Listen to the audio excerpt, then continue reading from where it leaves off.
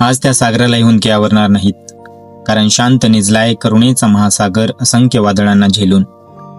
क्रांतीचा आवाज जरी अबोल झाला असेल त्याच्या गेल्याने, तरी लेखणीची धार अजूनही तळपत आहे पूर्वीप्रमाणेच.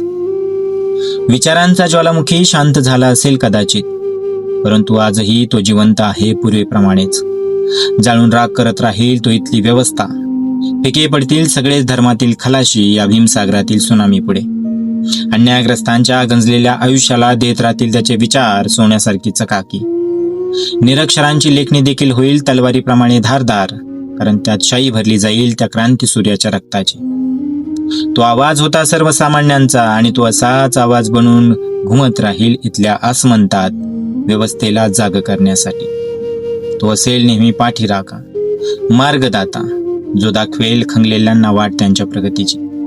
तो माणूस बनूनच शिकवेल माणसाला माणूसपण, आणि करून देत राहील जाणीव आपण माणूस असल्याची.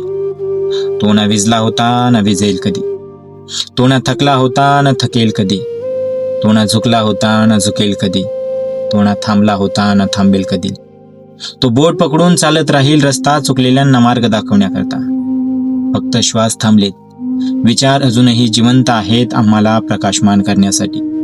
कारण तो क्रांतीसूर्य आहे, जो प्रकाशित करत राहील तुमचं, माझं आणि इथल्या सर्वसामान्यांचं आयुष्य. अशा या महामानवाला, डॉक्टर बाबासाहेब आंबेडकरांना महापरिनिर्वाणानिमित्त भावपूर्ण आदरांजली. जय भीम, नमो बुद्धाय.